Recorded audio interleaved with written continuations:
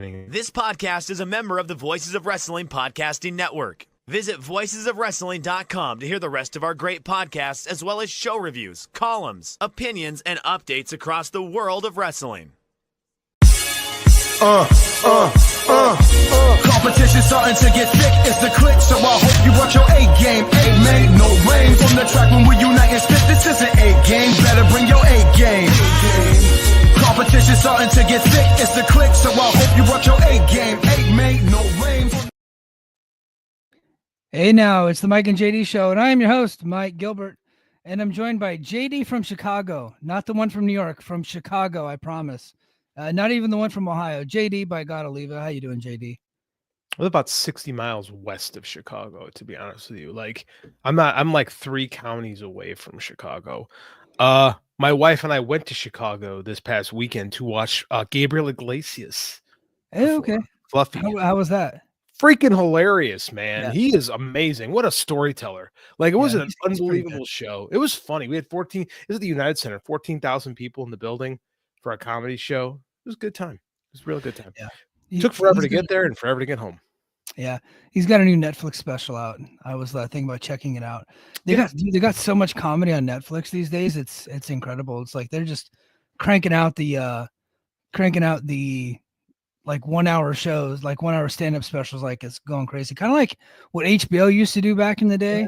Yeah, they're having them like pretty regularly. Like Netflix is kind of taking over that scene. There's like if you just go like in their comedy section, it's like just ton of stand-up there right now. And he's got like a new one out right now. I need to go check it out. Stand-up's great. He was saying that. He's like, he made a joke. If you've just seen my Netflix special, and everyone, I have all new materials. So it's like, yay. So he kind of messed with everybody. A good time. Yeah, good show. They had 4 other people. He had 4 openers. So if you're friends with Fluffy, he's a good dude to be friends with. He takes you on a tour with him. And yeah, it was a good time. Good date night for me and the wife. How are you? Yeah. Good, man. Good. So went to this place on Oahu called Waikai. It is an adventure park, but on the ocean. So it's like they have like this little lagoon over there, and they put like these inflatable obstacle courses there. They have a bunch of other stuff too, but my daughter and I just did the inflatable obstacle course, and it was pretty cool. Except for like I got tired after a while because my daughter was having so much fun. I was having trouble keeping up with her, and like I was doing cannonballs off the side, and it was hard for me to get back up onto the raft because brother's belly got a little big, so I kind of looked like a beached whale trying to climb up, and like and I was like really struggling to get back up. My daughter was like, "Okay, do it again, Daddy, do it again." I'm like, "Shit, man!" It's like this. Like, she doesn't understand that I'm like almost 42 and I'm exhausted. Dude, I'm 45 and I've been training with college kids like at 6 in the morning. I've been going to school early and getting on the mat and wrestling live. Dude, I wiped out. We had a kid. One of my best proteges came home for his spring break, and we just trained.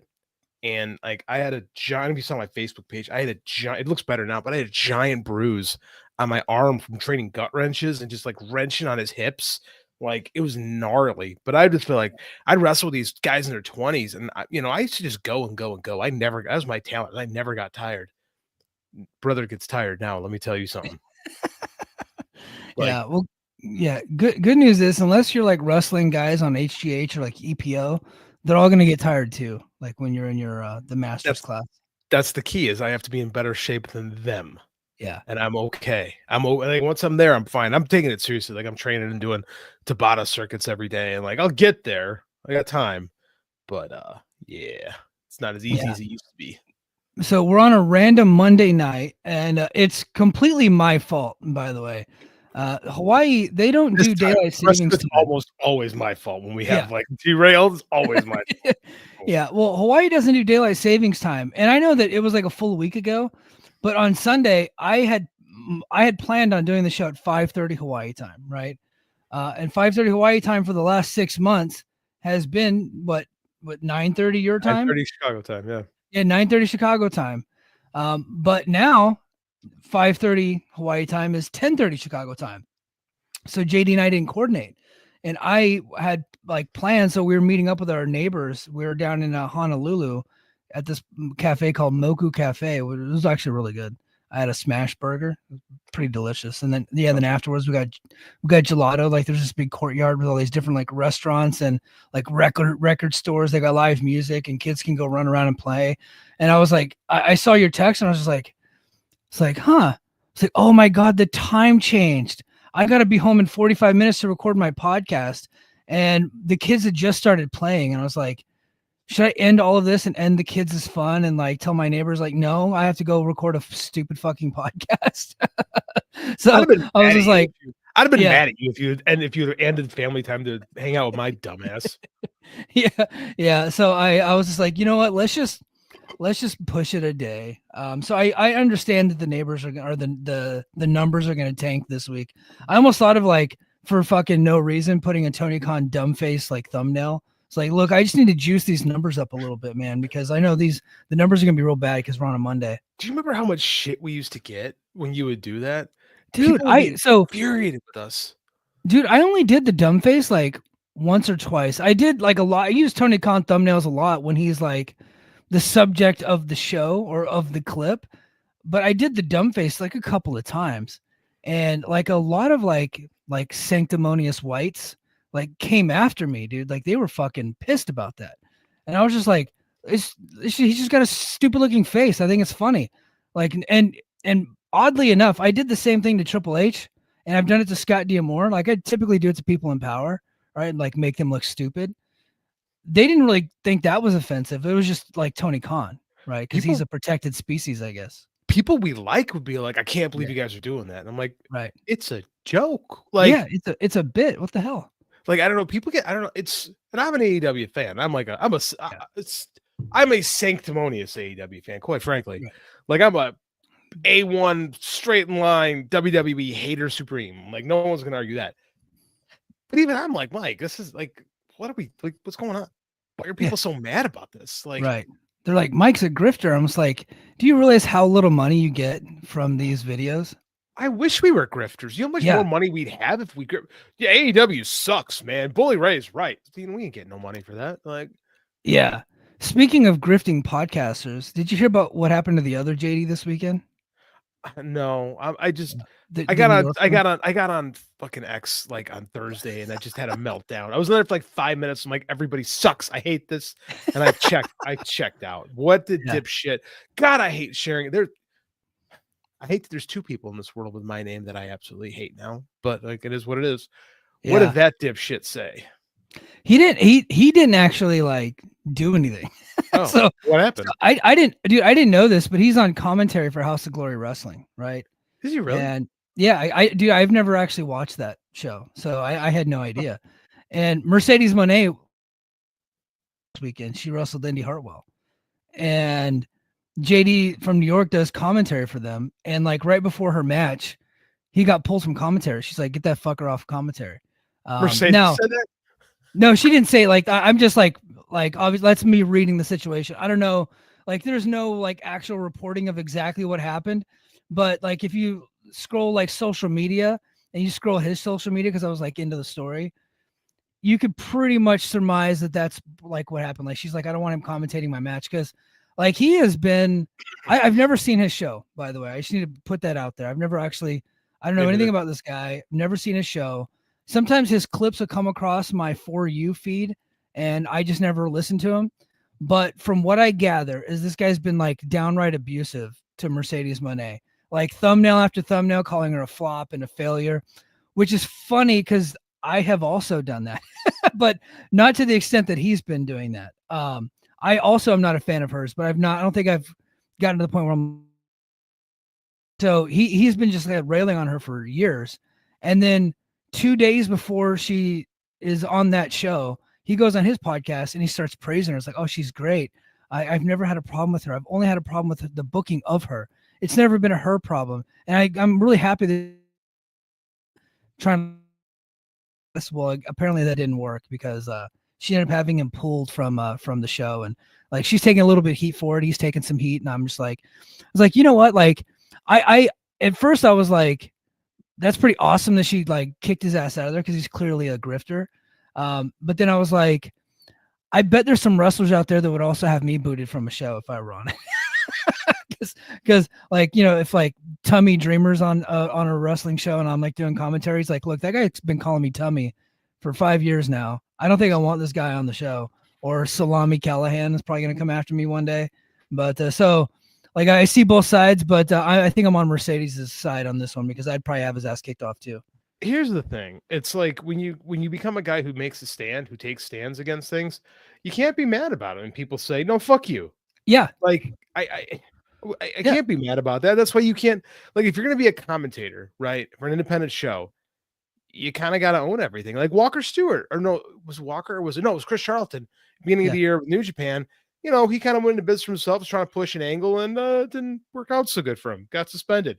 And that's New Japan. Like, you know, if you're gonna be edgy, you know, you can't be mad and you get cut. Yeah.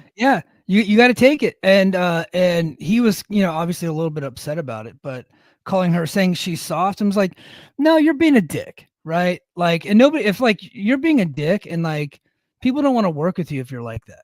Like, right. So and you have an edgy podcast and you're cranking up the heat, and then now you're getting into where you kind of have a gimmick online. That's going to come back to bite you one day. And that's what happened here. So you just got to be like, yeah, you know what? Like, I get it. And honestly, if somebody like didn't want me on like one, I would never do like a wrestling show, but if like, say that happened and a wrestler's like, I'm not working with Mike Gilbert, I would try to at least talk to them, right? And be like, hey, look, let's just do some business or something like that. But if they said, look, I'm not working with that guy, and I got kicked off the show, I'd be like, yeah, you know what? That makes sense. Cause I can be a little bit bombastic on the podcast. I think when you're doing podcasting and you're on commentary, or providing commentary on podcasting, if you serially ride the fucking fence, you're boring. So instead of like, hey, that doesn't work for me, and you say that fucking sucks, you're a little bit more interesting when you say that fucking sucks, right? Like, that's just the way that it goes sometimes. So you do crank up the heat a little bit, and sometimes that'll come back to bite you. So I hated Mark Madden, right? I hated his commentary. Like in WCW, I thought he was an annoying cross between Bobby Heenan and Mancow, which made me just like hate him even more. And then like he was such an asshole in all of his like commentary that it made me actively not want to watch WCW, which was my favorite promotion until he got involved, because it was already downhill. But his very presence on Nitro made me not want to turn it back on. So I mean, like, that's the thing, is you're going to be that guy. You have to kind of own what you are.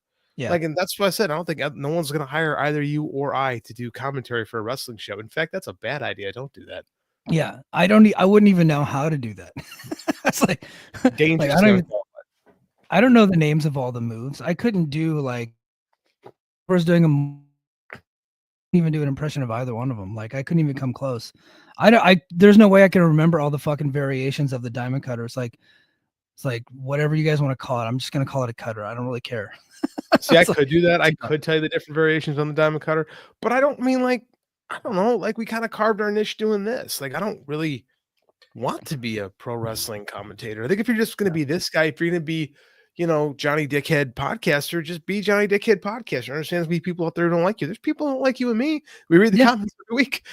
Like, actually, I stopped reading the comments, but I mean, that's fine. Like, if you have nothing, like you said, if you have nothing critical to say or nothing like with some substance, then you're milquetoast. Yeah. But that pendulum swings both ways, baby. Like, you can't get mad when it comes back and gets you. Freedom, there, you know, you have freedom of speech, but that doesn't mean you're not going to face consequences, right? You don't get freedom from consequences, and like the government's not going to arrest you because you're like a dickhead podcaster, but if you're a dickhead to people, they might come after you, right? And like, that's fair game though. Mm-hmm. And so she's like, I don't want this. She didn't get the guy fired, at least as far as I know. She's like, he's not commentating my match. So she had that kind of pull, and like I get it. Like, I think she should have done that. Freedom of speech is one of the most commonly misunderstood or misappropriated terms, especially when it comes to like the Constitution and stuff like that. Like, freedom of speech doesn't absolve you from everything you say. Yeah. Right. It just means the government can't come after you for what you say. It, like you said, it does not absolve you of the repercussions of what you say. You can be an asshole. Yeah. But other people can be an asshole to you right back. Yeah. So I was having a chat with some of the boys, and I was like, look, I could do what that guy does. I could. I could. I don't want to, but I could do that. And I could make money doing that. I really think that I have that kind of talent. I really do. But I have a real job. And it's like, if I go on there being a jerk all the time, fired. it's like who would want that person in their company? Or like, I'm in the military right now, like who would want that guy in their unit out there saying a bunch of nonsense about wrestling and being mean to people all the time? I wouldn't want that guy around. Like, so you like in the military, I can get in a lot of trouble and get kicked out. And then in the civilian side, I could absolutely lose my job. It's like, look, you're a jerk. You bring discredit to our company. I don't want you here. And like, you can get fired. So yeah, for your freedom of speech. And so you got to be willing to accept that. And now the guy is kind of, pissing about it, but it's like, look, you get what you deserve, dude. That's the thing is the second you decide you're going to become in the pro wrestling business, you have to become a character. And I don't think either you nor I are interested in being a character. So we kind of hang out in our Voices of Wrestling sphere and have like we have a small little niche, and I'm pretty happy where we are. Like, I don't really want to have that kind of attention devoted to me. Like, I don't want to be a gimmick. Like, we're very proud that we're not gimmicks. Like, we're kind of who we are, and it's fine. Like, I don't need to chase clicks. I think you both feel that way. We don't need to chase clicks. Yeah. Right. And we've been accused of that before. And I'm just like, no, I promise you we're not doing that. No, we have fun. If we were, we wouldn't have our next headline, which I'm actually going to clip. I'm going to clip our next headline, and it's going to do absolute dick on YouTube, right? It's not going to get us anywhere on YouTube, but I'm still going to clip it. But AEW's business is bouncing back a little bit. They had a rough go there for a while. Revolution, I'm pulling up the numbers now. Revolution actually did in between 135,000, 140,000 pay-per-view buys. I mean, it was down from last year's Revolution, but that was an anomaly because of the Sting match. Yeah. But it since All In last year, it's doing great. They're still working some of the smaller venues for weekly TV, but they're doing pretty good there. And then Revolution had like over 10,000 paid, like close to $1 million gate. Ratings seem to have stabilized. We'll never know what the max numbers are, and I'm honestly kind of sick of people talking about them because we'll never, like, if you don't get the actual numbers, I don't fucking care. So stop bringing it up, right? Like Peacock and NBC tried that with the biggest work event, and we called bullshit on them. I'm doing the same thing to anybody that's talking about max numbers. Let's just call bullshit because we don't have the numbers. If they're not going to give them to them, we're not talking about them. But TV ratings seem to have stabilized. The biggest work in wrestling right now is these streaming numbers. Yeah. Because like Dave was talking about how they reset. Like, if you could watch the show 3 times and you count as 3 times in the same sitting, and it'll count as 3 different views. It's all work. Like, it's stupid. We're beyond the part we should talk about TV ratings because that's over. Right. Yeah. Now, all you can look at is like how are tickets selling. Better. They're running smaller venues. The show is better. We said that a year ago. They should run smaller venues. They are. The show feels better. The show looks cooler, right? In these smaller places. That place they ran in San Francisco a couple weeks ago looked awesome, right? That was really cool.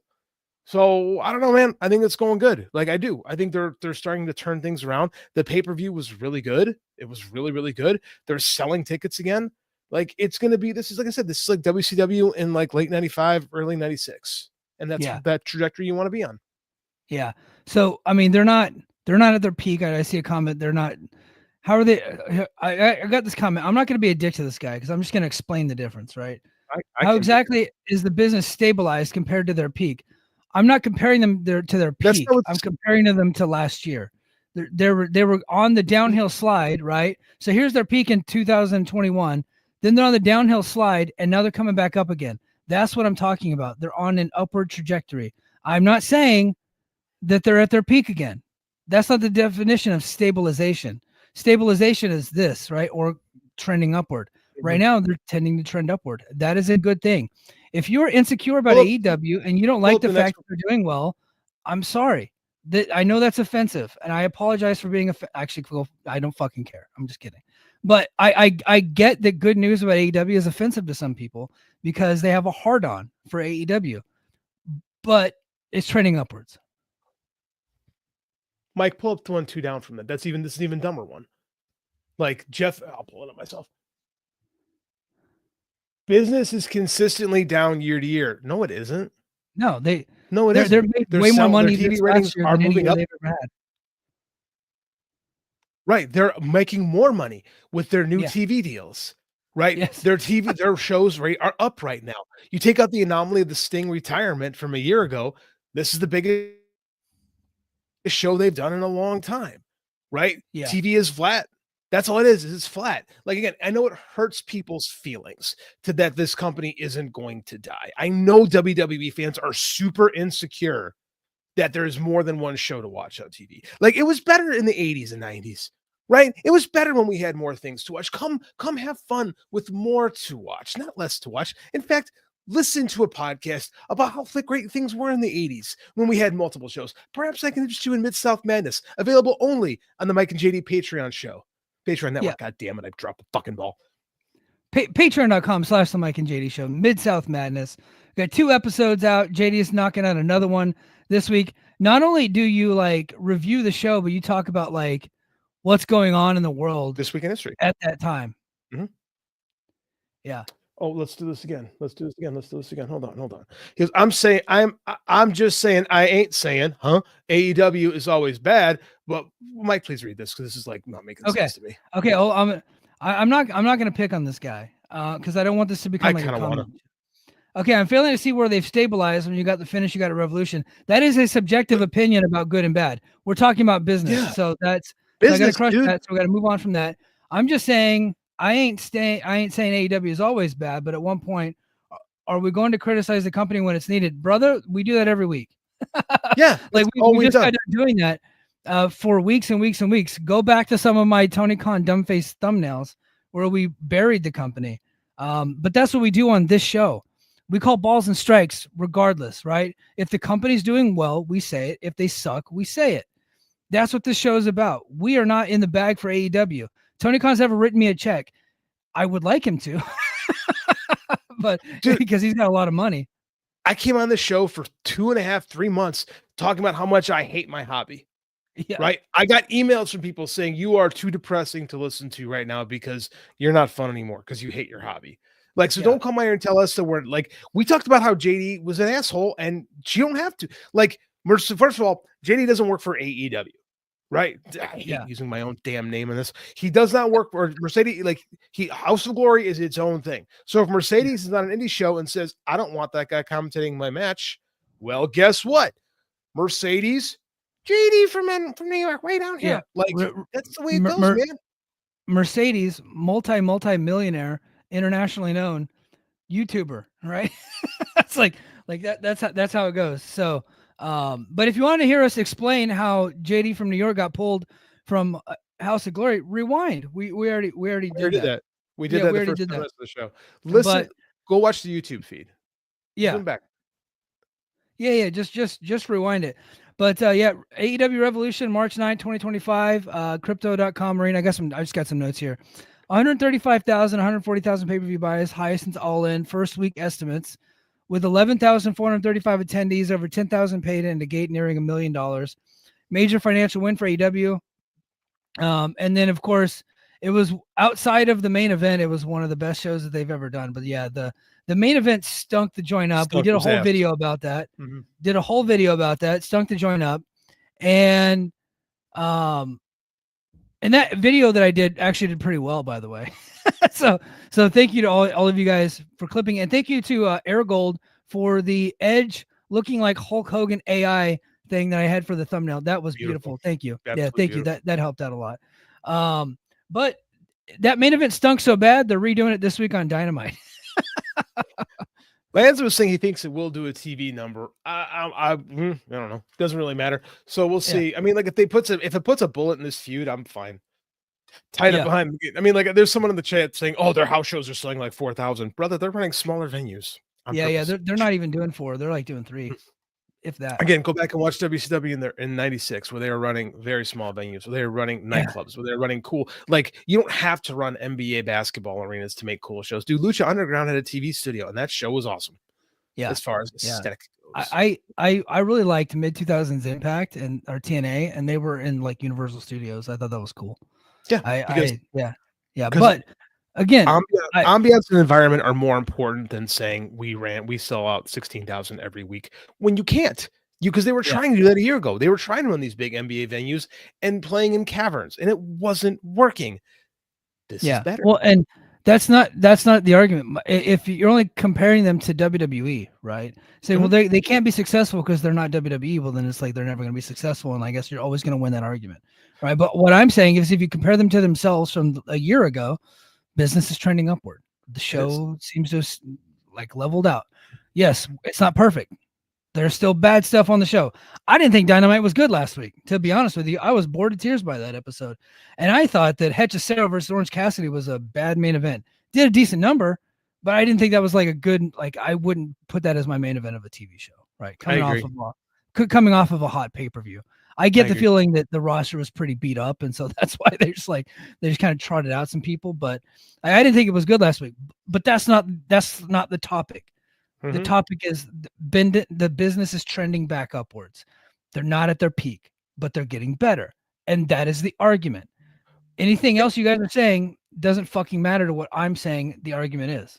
Well, here's the thing, too. We're in one of the 3 hottest periods in the history of WWE, right? Yeah. What are the other 2 periods? 1984 and 1998, right? Like, this is not wrestling is super cyclical, and it was in a down cycle for a long time. So you're going to tell me WWE as a business was failing in between the years of like 2005 to like 2018 or 19 or 20 at 20, like until they started getting hot again?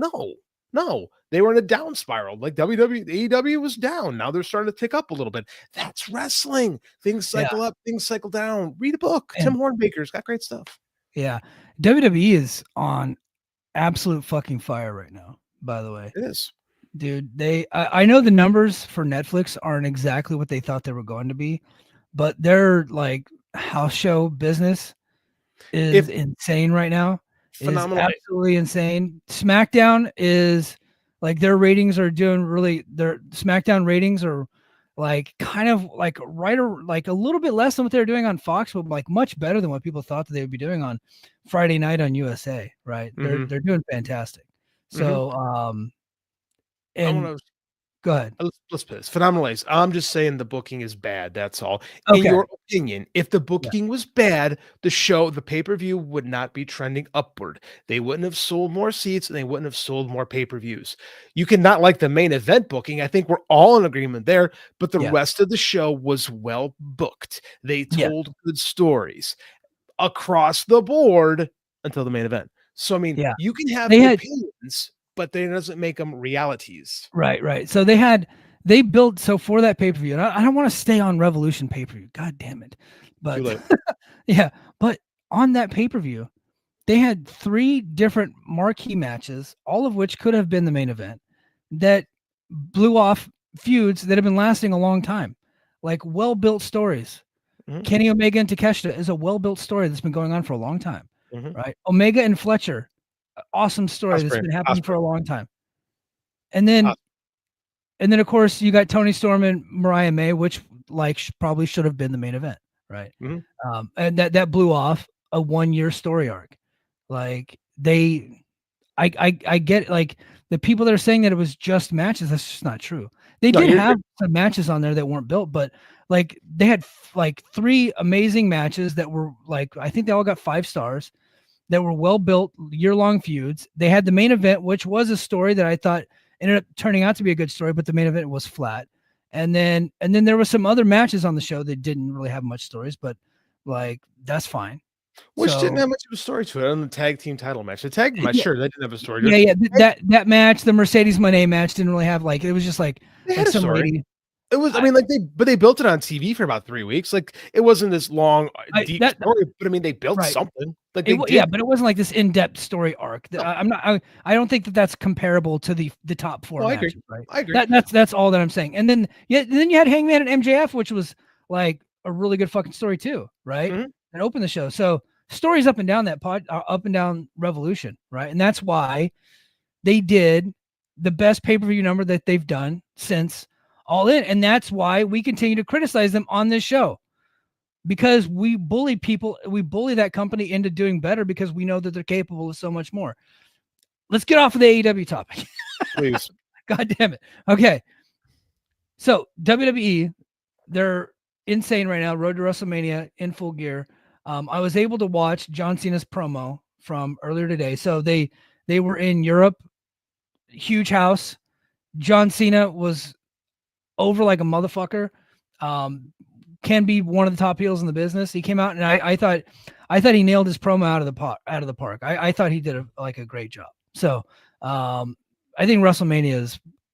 I think they're probably going to have to like knock down like stadium walls to fit more people in there. That's how big this thing's going to be.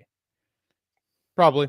I mean, WWE is super hot right now. I don't wish I care. I don't know. It's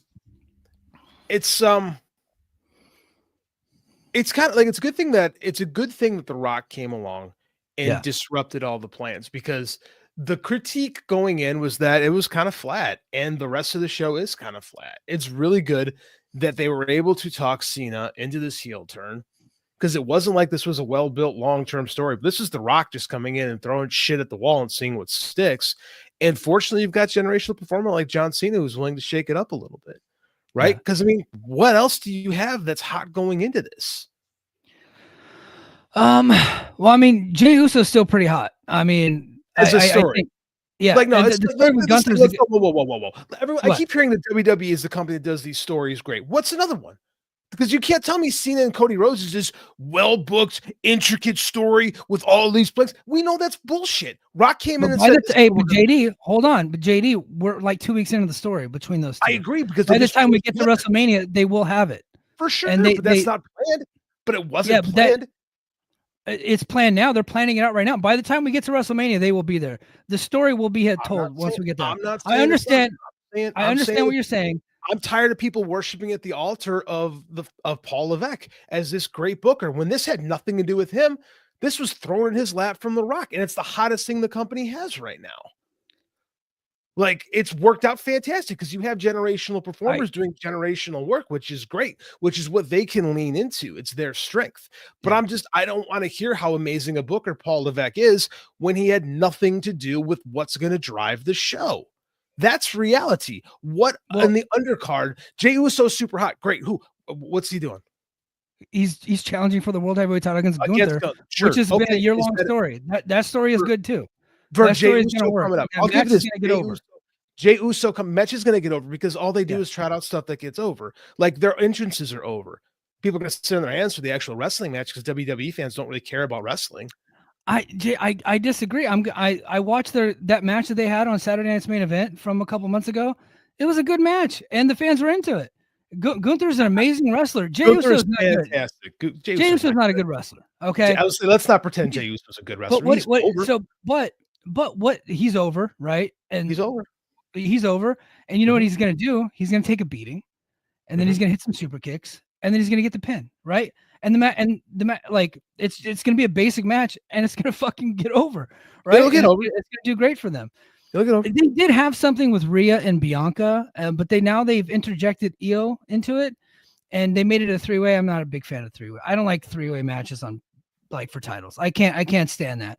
CM Punk and Roman Reigns would be the story that they're going with, but now they got that at three-way with Seth Rollins. Seth and CM Punk was a great story. I thought their cage match last week was pretty good. It wasn't as good as the Fletcher and Ospreay one, which you're not going to get that because it's not what they do. It was just a vehicle to get to the three-way. I'm not a fan of the three-ways, right? But there is something there, and they got something cooking with Paul Heyman. We'll see what happens there. I get the feeling that CM Punk is turning heel and Paul Heyman's going to be his manager, and then they're going to springboard into down. But I don't know what that's going to be. So they got all these things kind of cooking in the background, and it's pretty going to go. And I'm having trouble deciphering it. And plus, I don't watch SmackDown. I just ain't got time. I mean, I can't do SmackDown and Raw, but I've been watching Raw. So I'm like kind of seeing where they're going with some of this stuff, and it is pretty interesting. But the three-way stuff is killing me. I can't do three-ways on these big pay-per-views. I think it's a waste. Three-way is such half-ass booking, right? Because you're not actually telling the story. Like, there's a reason why there's no, like, find me a book or a movie or any television show where you have a protagonist, an antagonist, and a center antagonist.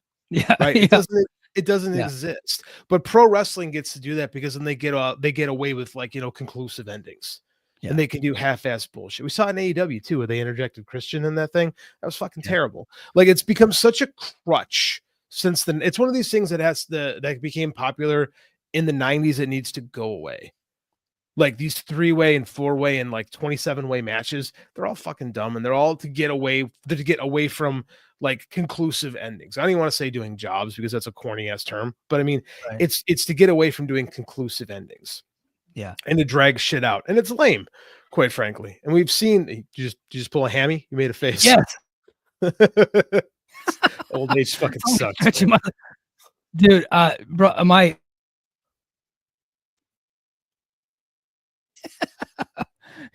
yeah. Oh yeah. Like, I'm not in it. Sitting around, like, when we were kids and we were doing dream matches, I never thought to just put a bunch of people all in one match. Like, oh, what my dream match would be like all of these guys fighting each other at once. Like, I don't get it. It reeks of they don't want to, like, so with Seth, CM Punk, and Roman Reigns, I get the feeling they just really like Seth and they don't want to leave him out because the two stars are Punk and Roman. And people say whatever the fuck they want about Punk, but he came into the company. He was the top star in the other company. He's not the top star here, but he's like top 5. Mm-hmm. He's like right up there within that top 5. And it should just be Roman and Punk. That they don't want to hurt Seth's feelings. So, like, okay, we're going to give you a match too. We'll put you in it. Yeah, I mean, I've always found Seth Rollins to be a tad overrated. Like, he's good. I can't tell you he's not good. But yeah, I've always been like, yeah, but with Seth, I mean, like, he's fine. But I mean, like, I do think there's like far more intrigue and like deep history in a Roman Reigns CM Punk match, right? Right. And they do this. This is like, remember with when they had Becky Lynch and Ronda Rousey, and they had to put Charlotte Flair in, and then David's like, well, you had to put Charlotte in. No, why? You didn't. Yeah, like, why? There's no reason to do that. Like just do stuff. They have 2 nights. Let Seth wrestle somebody else. Right? Yeah, they have 2 nights. Let him wrestle somebody else. Like Drew is wrestling Damian Priest. I like Drew McIntyre. Damian Priest, right? Mm-hmm. Let put him in that match, right? Like, nobody cares about that match. Just put him in that match, right? Or do something. Like, you don't else. have to, like, you got a million. They got a million people on their roster. You tell me you can't build a story with Seth Rollins and somebody. Like, it's just, I don't know, man. Like, they closed the door on the CM Punk Seth Rollins thing with the cage match. That should have been what ended. Oh yeah, that's right. Cage matches don't end shit in that company. They're just a thing to do. Yeah, it was just the way. So it ended up being where, like, Roman came out and eliminated Seth Rollins because they do escape the cage, which is stupid. Pulled Rollins out, and then that's how Rollins was able to get the victory over Punk, because Punkamania ain't doing no jobs, brother. so that's how they did it. And then I just want to see Roman and Punk. I just think that would be a good match. And I'm the only one on this network that thinks Roman Reigns is a good wrestler. I get it. Oh, I like Roman. Yeah, I think Roman's way underrated. King of the North, thanks, kid. Stand on business, JD. Fed bad. Agreed. Like, it's perfectly fine if you like to apologize for rapists. Then go ahead and love the Fed. Yeah. Fed is bad. I just happen to think the show's pretty good right now. And I'm like looking forward to WrestleMania. Harvey Weinstein made a lot of good movies. I ain't gonna argue that one bit. Yeah. I still like Mallrats. Like, I'm not. You know what I mean? It's just you. I thought nobody liked Mallrats. I thought that was like the hated Kevin Smith movie. I love Mallrats. I like Mallrats. I like Clerks. I like Clerks 2. I like Chasing Amy. I thought that was good. I might be the only one. Actually, look, I'm curious, and I want to get Daza. I'm sure he's going to chime in on this one. Did you like Jersey Girl with Ben Affleck and George Carlin? No. I liked Jersey Girl. It was a chick flick, but I still dug it. I thought that one was pretty good. So, but those are all Miramax movies, and Harvey Weinstein was in charge of Miramax, right? So Harvey Weinstein was in charge of Miramax. They From Dusk Till Dawn is like people say, "What's your favorite vampire movie?" And the answer is From Dusk Till Dawn, and that was Robert Rodriguez and Quentin Tarantino working for Harvey Weinstein. Like, bad people getting like this thing is you have to separate art from artists. But I mean, like, when people draw the line about how amazing WWE is, I get nauseous. And the fact that, you know, I'm a teacher and Linda McMahon's in charge of the Department of Education makes me want to stab people repeatedly. So it is what it is. I'm trying not to go into politics because like people started a political chat in our Discord. I was like, oh shit, I'm gonna get in trouble, Rich. Our Voices of Wrestling Discord. I haven't been on there in a few days, really. Well, this was a couple weeks ago. Was it? I missed it. It was a couple weeks ago. So like in the Discord, because I can't even remember what the topic was. I think it might have been Doge, something like that. Oh, okay. Yeah. Because I think we were making fun of the nuclear situation. I'm just like, oh gosh, damn it. Yeah, look, Stephen Chamber. Ugh, politics. I get it. We're not going to go into politics. We're not going to go into politics. Yeah. Sometimes we venture into it. I get frustrated that as a teacher, the person that is in charge of what we do hates what we do and doesn't understand what we do, because there's nothing that understands the people that know the least about education are the ones that never spent a minute working in education. Like, I love, like, Mike, I'm going to come into your job and tell you what you're doing wrong, even though I don't know shit about it. That happens in my job all the time. People tell me, you suck, teacher, blah, blah, blah, blah, blah. Okay, tell me what I'm doing wrong. Oh, you can't because you're a fucking moron. Yeah. Congress people try to tell military how to do their job all the time. That's a good point. Yeah. They set our budget. They tell us what we could spend it on. It's like they usually give us way too much. But all right, we're not going to stick around in politics. I can go on this all day. I did have a joke about politics too. I saw this good. You know, I'm just going to tell the joke. I saw this joke and I was just like, so you ever heard of Shane Gillis? Yeah, the comedian. Yeah. He's actually a pretty funny guy. I've actually never heard his stuff. I know he's controversial though. Yeah. He got jammed up because his comedy, like, he was saying some words that white people shouldn't say in his comedy, and like it came back to bite him when he got hired by SNL, and then he ended up getting fired by SNL because of it. Well, he has now gone that show, so he's come all the way back, and he said he was just talking about like falling asleep to like World War II documentaries. Like, oh man, he's talking about me. So I was like, let me see this clip. He goes, you know, falling asleep to World War II documentaries is signs of early onset Republican. He goes, I'm going through that right now, but I'm fighting against it. Like I'm fighting it too. I was like, I sent it to my wife. She goes, that is you. It's like I'm fighting against some of the more Republican tendencies. Early onset Republican. That's funny, actually. It's a good joke. Yeah. All right. I got some more topics. WWE, speaking of Fed Bad, has interest in Jeff Cobb. He's coming up a free agent. Jeff Cobb, 42-year-old veteran, had obviously been with New Japan for a long time, former Olympian. Says that at one point there was a rumor that WWE had him on their internal roster.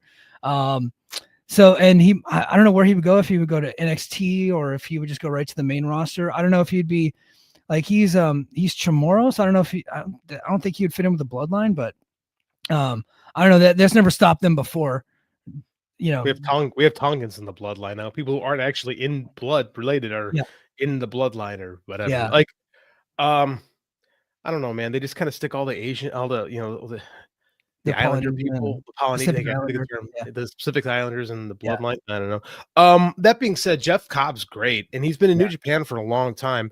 And I don't know how WWE would use him or what they would do with him, but if he can get a chance to make some money there, that's great. I mean, I heard Lanza talking about this. I think it was on the flagship. Like, Jeff Cobb's got a kid who goes to school in Japan. Like, he's pretty well entrenched into like Japanese society at this point. But if he's got a chance to make some money, cool. You know, I mean, I'm happy for him. Yeah, go get paid. He's out there been grinding for a long time. And New Japan doesn't really pay a lot. So not compared to what WWE and AEW is going to pay. Mm-hmm. If they did pay a lot, then half their roster wouldn't, or half their main stars would not be in AEW right now. So if Jeff Cobb has an opportunity to move back to the States and get on with WWE, I say, I mean, more power to him. You know, Garrett Gonzalez, our old boss, our buddy, is like questioning, is like, oh, is he really going to go? And I was just like, why don't you just ask him? It's like, Like, that's Uncle Jeff. And he's like, well, that's, his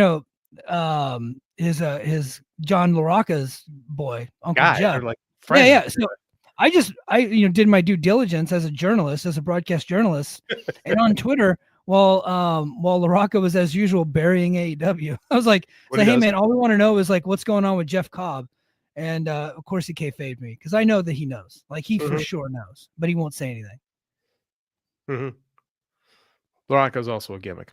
I actually think he could fit in well there. I think he could do pretty good stuff. I just don't know where he goes, and I think NXT isn't a developmental brand anymore. We should stop pretending that it's a developmental brand. Sean Spears is there. He's in his 40s. I mean, like, he ain't developing anybody there really. Ethan Page is almost 40. So, but you do need guys that are good. You need guys that are good to work with these young people. And Jeff Cobb's got a very unique style. I could fit. I don't know. I think it's beneath him a little bit personally, NXT, but I just don't know where else you put him. Like, I would say is beneath him, but NXT, like I have to keep saying it. NXT is the third most watched pro wrestling show in North America. More people watch that than both AEW shows. Like, so him going to NXT is not, if it's not beneath him. Like, if that's the case, then AEW. No, the wrestling is beneath. The wrestling specifically is beneath him. The show is brutal. I agree, but he could also be a guy that could help those young guys. No, I agree with that. That's why I said it. I would fucking love to see Obafemi and Jeff Cobb. I watched Obafemi and Moose last week. Obafemi rules. He is going to be the main guy sooner rather than later. The guy is so awesome. And I would love to see him in there, in there with Jeff Cobb. Now, as a pro wrestling fan, as a purist pro wrestling fan, would I much rather Cobb go to AEW because it fits my needs more? I think so. But they got so many guys. They got a million people. I don't want to see Jeff Cobb in AEW because that's a hot take. Go ahead. Why? I mean, where does he go? Yeah. Like, I have like reservations about Josh Alexander in AEW, and I'm like, this is Brace for Impact, right? We are Brace for Impact. Josh Alexander, OGs. The dude wears headgear, for God's sakes. I love Josh Alexander, but I just don't know what he's gonna do. I'm very, very on Speedball. Always have been. Always will be. Speedball is gonna be a mid Carter there, and I think that's probably where he belongs. Right. But with Jeff Cobb, it's like he's really good in the ring. He's very bland as far as like a personality outside of it goes. So I don't know how he fits in AEW. Like, at least in WWE, they'll give him a script, and they'll figure out, like, he'll probably stick him in the Bloodline or put him in NXT or something like that. Yeah. I don't think AEW needs Jeff Cobb. Yeah. No, I feel you. Josh Alexander showed up on the My Little Pony Wrestling over the weekend. MLP, Maple Leaf Pro. So the big main event of the evening was Bram versus Baron Corbin for the NWA title. I just want to say that if Scott D'Amore comes across the border, we should ship him to Guantanamo for real. Like, what are we like? Come on, man. It's like what are we doing, Scotty? Like, how dare you book that? That's the best you can do in Canada. Those are two Americans, by the way. And they're supposed to be a Canadian company, and they got two like shitheads in their main event. I wasn't prepared for that. I almost died. That was really good, actually, Mike. That was really good. Yeah, I don't know, man. What is Maple Leaf Pro? Is it a real company? Is this just Scott D'Amore playing every couple months? I don't even understand what it's supposed to be at this point. So he actually did an interview with Garrett and Dave, and he said basically that right now they're just getting the hours of matches and stuff, getting just a ton of footage together in hopes of selling it to a network in Canada. Like, that's what they're trying to do. They're trying to become the CMLL of Canada, right? Or the New Japan of Canada, except for they don't want to come. CMLL would be more the comp because they don't want to come across the border, because they know once they come across the border, then they're competing with, like, they're being subsidized by AEW right now, right? Because AEW is like sending their talent there. And so they're trying to become a subsidiary or whatever you want to call it of AEW, to where like he can use their talent on their off days. And so once he comes across the border, he might not be able to do that. So he wants to stay in Canada. And so, it is what it is. I don't know if it's going to work. I mean, I hope the best for Scott. I think he's a good dude, But I think if anybody ever thought that he should book Ring of Honor, you should see what he booked this weekend and realize maybe that's not a good idea. I don't know if I think Scott D'Amore is a good booker. He was, I mean, but then again, he wasn't really booking TNA when we were, or Impact when we were doing the show, right? When he was running things, he was just kind of like the guy in charge, and he had people underneath him that were the booker. He was like Watts in Mid South. TNA has always been kind of like they have a committee, and then everything has to run through him though, because he was in charge of everything. Mm-hmm. So Jimmy Jacobs and RD Evans's like worst tendencies, they made it to TV. And part of the reason is because they worked Scott and they kept him on TV. Like, oh, you're a great TV performer. Maybe you should be like our on-screen authority figure. And so he was like BQ calls him Scott the headset because he was always had a stupid fucking headset on, berating the talent, always putting himself over. And they, they worked him and then they got all their bad ideas on TV. That's Scott for you. I used to compare that era of Impact Wrestling to the Muppet Show. It was a wrestling show about people trying to make a wrestling show. And Scott D'Amore was essentially Kermit the Frog in the original Muppet Show, the guy trying to make sure the show goes off without a hitch and trying to deal with all these lunatics. Like, if you ever watched the Muppet Show and then watched an episode of Impact, the format and structure were identical. So, it's like Scott trying to write a wrestling show while it's happening. It's happening, trying to put out fires while it was happening. I remember my favorite Scott D'Amore thing was like, he would not let Josh fight Moose. And we thought for months that that Scott was working him, he was protecting Moose, and it turned out it was just a plot hole. Yeah. They just had this idea and they didn't know what to do with it and they just never finished it. Yeah. So like at some point, like Scott should have turned on Josh, but they just never got to it. It would have made sense. King North, remember Wrestle House? I might have you banned for bringing up Wrestle House. I don't like. So when so you might remember this. When Kenny Omega won the AEW World Title, and they announced, which by the way was facilitated by an article that I wrote for WrestleJoy, for the record. He announced, "Oh, you have to see what happens on Impact." Yeah. And Impact had its and this is back when Impact was hard to find. Like you had to was it on Pursuit at the time, or was it on? It was on Access at the time, but they were also on Twitch. They were co-streaming on Twitch. Yeah. And they did their best number in that era ever. And people were like, what the fuck? Because they gave us Wrestle House, the worst of the worst of that era. Like, it was this god awful, like the Real World with pro wrestlers trying to be funny. And it was as brutal as you can imagine being. It was so fucking terrible. It was so bad. They ended up redoing it like a couple years later, but it was like Johnny Swinger and because Johnny Swinger's so funny, I did laugh, but I was like, I'm embarrassed to watch this. Johnny Swinger is one of those guys that you could put on television and you just laugh at him because he just oozes charisma and he's so goddamn funny. Even when he's not trying to be funny, he's just one of those guys. I enjoyed Swinger. Johnny Swinger legit has comedic timing. And not everybody has that. No, he's like, so often pro wrestling tries to make shit funny with people that aren't funny. Watch any WWE television show over the last 25 years.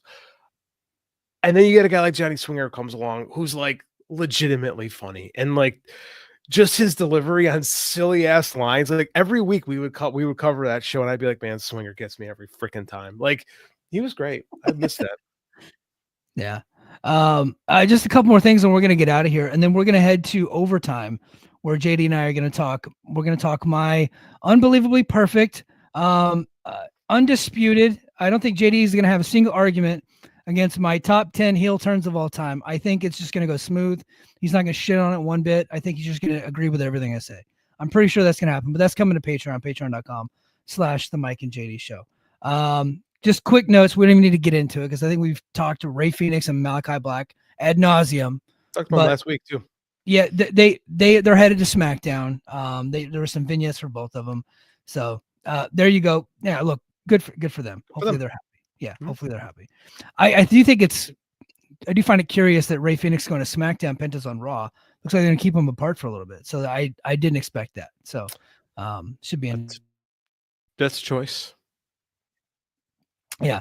And lastly, my Patreon right now is my sacrifice review.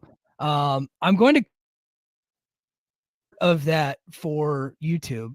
I did some other stuff on there, but the sacrifice review is coming to YouTube. I just want to say TNA had their first cage match in like 6 years, and dude, they had the most rinky-dink fucking cage I've ever seen in my life. It's like they ordered a cage off of Temu, and it didn't fit the ring. It didn't fit the ring. So they measured it wrong, so they ended up having to cut another like part of a fence out, and then like attaching it to it. And then you had Leon Slater do a 450 swanton bomb from the top of it. It was pretty incredible, by the way. Like, that kid is awesome. If you have not seen Leon Slater, go check him out. He freaking rules. He's great. But I was like, this brother's gonna die, right? Because the cage is just so wobbly, shoddily made. God Illa made the joke. He goes, I think somebody in El Paso is missing a fence right now. It was like that bad. But they did over 3,500 both nights. So big business for them. Sellout crowds both nights. I did a great job, but I just want to make fun of the cage.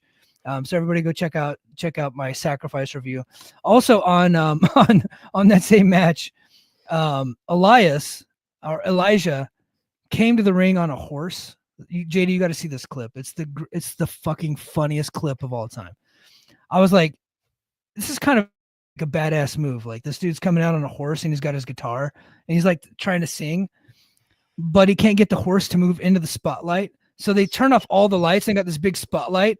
And you got Elias on the horse, but all you can see is like the horse's hooves and like Elias's leg, because he can't get the fucking horse into the spotlight, right? And so like he's like starting to sing a song, and like TNA eventually goes, fuck it, let's just turn all the lights on. So then they had to like turn all the lights on, like pivot, and he ends up riding the horse all the way to the damn ring, and that turned out to be cool. But the beginning of it is like a perfect TNA moment. They couldn't get into the spotlight. It's great. Yeah, but that was a cool moment. Everybody go. I know some of you guys don't listen to my TNA stuff, so I'm just gonna give you stuff to watch.